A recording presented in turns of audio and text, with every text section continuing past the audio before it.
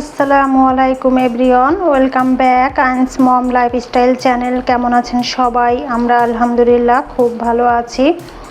আজকে ইফতারির কোনো কিছুই শেয়ার করিনি, কারণ প্রতিদিন একই রকমের ভিডিও হয়ে যায়। আর আমরা ইফতারিতে যা যা খাই, ভাজাভুজি সব কিছু সম্পর্কে আমরা জানি এবং বানাতেও পারি, তাই না?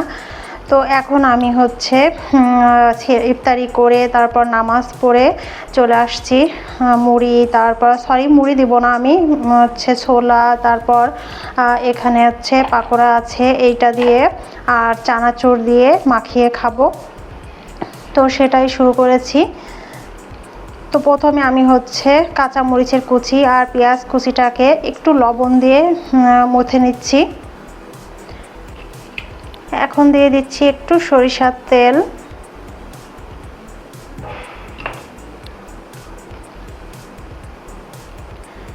এখন আমি এটার ভিতরে এক এক করে সব কিছুই দিয়ে দেব।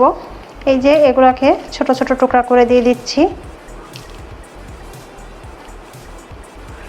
মুড়ি দিলে অনেকটা হয়ে যাবে, তাই আমি মুড়ি দিব না, শুধু এগুলা দিয়েই আমি মাখিয়ে খাবো। আর এখানে তো শসা কুচি করে রেখেছি, তারপর টমেটো কুচি করে রেখেছি।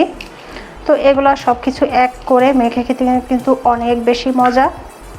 এখন আমি দিয়ে দেব এই যে ছোলা।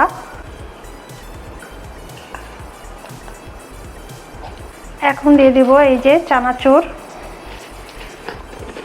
এটাই এখন আমার মনে হচ্ছে অনেক বেশি হয়ে গেছে। এখন সবগুলা উপাদান একসঙ্গে মিক্সড করে নেব। এটা খাওয়ার পরে আর পরবর্তীতে ভাত খাওয়ার কি কোনো চাহিদা থাকার কথা?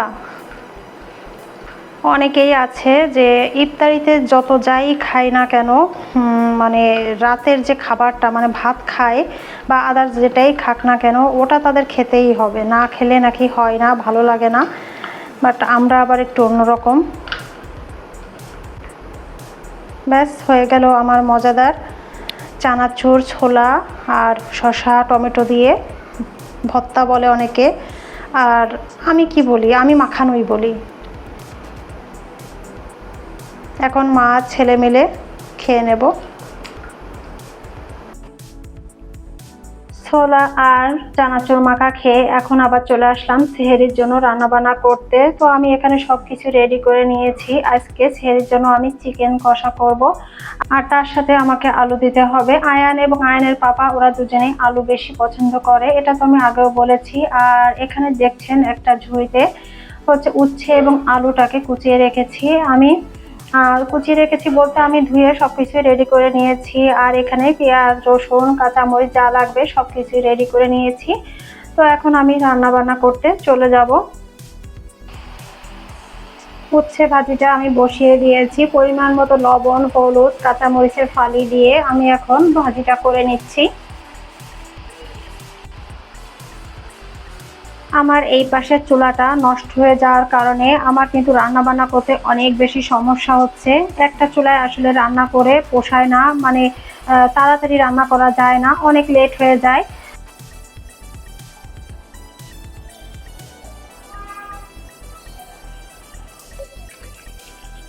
আজকে সকালবেলা যখন আমি ঘুম থেকে উঠেছি আর বারান্দায় এসে দেখলাম যে গাছে পানি দিতে হবে। একবার ভেবেছি পানি দিব, পরে ভুলে গিয়েছি। এবার বিকালবেলা ভেবেছি বিকালে পানি দিব, বিকালেও আমি ভুলে গিয়েছি। এখন রান্না করতে করতে আমার মনে পড়েছে যে আমি তো গাছে পানি দেইনি, তাই ভাবলাম যে এখন গাছে পানি দিয়ে দেই। কারণ আমি আগামীকাল সকালে যখন ঘুম থেকে উঠবো তখন প্রায় 11:30-12টা বেজে যাবে।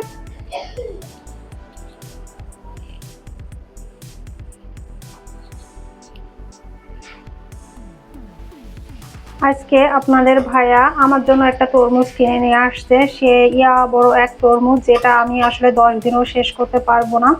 তো কি করতে হবে, 10 দিন পর্যন্ত তো আর এটা রেখে খাওয়া যাবে না, ফেলে দেওয়া ছাড়া আর কোনো ওয়ে নেই। আসলে তরমুজ না বেশি খাওয়া যায় না, মানে একটু খেলেই না পেট ভরে যায়। আমার উচ্ছে ভাজিটা রেডি, এখন আমি অন্য একটি পাত্রে তুলে নেব।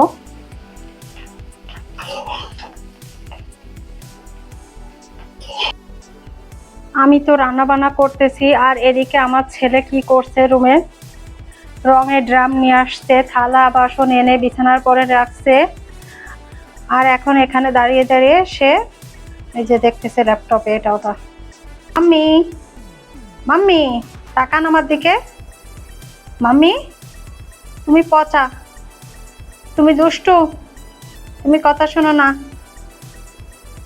আচ্ছা থাকো, আমি রান্না করি। তো আমি এই তেলের মধ্যেই পেঁয়াজ কুচি দিয়ে দিচ্ছি। একটু বেশি পরিমাণে পেঁয়াজ দিয়ে দিলাম। আজকের মাংসটা একটু আমি কষা কষা করে রান্না করব। পেঁয়াজটা বাদামি কালার হওয়া পর্যন্ত আমি অপেক্ষা করব। আজকে রান্না বান্না করতে একটু দেরি হয়ে গেল। আর এদিকে দেখুন আমার কিচেনের অবস্থা। তো রান্না বান্না শেষ করে আয়ান বাবাকে খাওয়াবো, তারপর আমি কিচেনটাকে পরিষ্কার করে নেব। আর এটাই করি আমি, রান্না বান্না শেষ করে আয়ান বাবাকে খাওয়া দাওয়া করিয়ে তারপর আমি আস্তে ধীরে সব কাজ সারি। মশলাটা সুন্দর করে কষিয়ে নিয়েছি আর এই যে তেলটা উঠে গেছে। এখন আমি মাংস এবং আলু একই সঙ্গে দিয়ে দেব।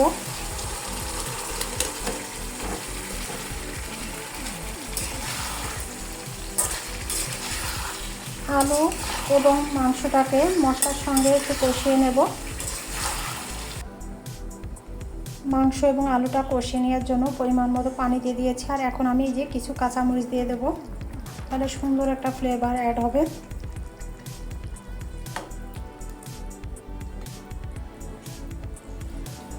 এখন আমি ঢাকা দিয়ে রাখবো 10 মিনিটের জন্য।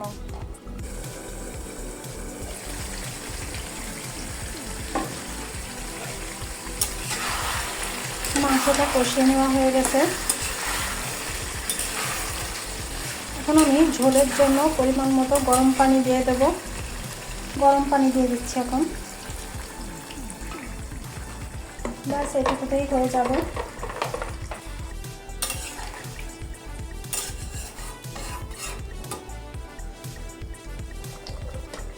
পাঁচ মিনিট ঢাকা দিয়ে রাখবো। আমি মাংসটা অন্য একটি পাত্রে ট্রান্সফার করে নিয়েছি। আর এখন গরম মশলা পাউডার দিয়ে নামিয়ে ফেলবো। গরম মশলা পাউডারের সাথে আমার জিরা গুঁড়াও দেওয়া আছে। ব্যাস আজকের মতো আমার রান্না শেষ। আমার চিকেন রান্নার কালারটা কিন্তু দারুণ আসছে, ক্যামেরাতেই অনেকটাই বোঝা যাচ্ছে। রান্না শেষ করে এখন আমি আয়ন বাবাকে খাওয়ানোর জন্য ভাত মাখিয়ে নিয়েছি আর আয়ন বাবাকে এখন খাওয়াই দিচ্ছি। এখন বাজে রাত 1টা। আমি সেহরির জন্য ভাত বসিয়ে দেব। তো এখানে আমি রাইস কুকারে চাল নিয়ে নিয়েছি আর চালটাকে ধুয়ে নিয়েছি। এখন আমি পরিমাণ মতো পানি দিয়ে দিলাম রাইস কুকারে। রাইস কুকারে রান্না করার এটাই একটা সুবিধা যে পরিমাণ মতো পানি দিয়ে বসিয়ে দিলে ও আপনা আপনি ভাত হয়ে বসে থাকে আর দেখা লাগে না। তো যাই হোক, ভিডিওটি এই পর্যন্তই। সবাই ভালো থাকবেন, সুস্থ থাকবেন, আমাদের জন্য দোয়া করবেন। আল্লাহ হাফেজ, আসসালামু আলাইকুম।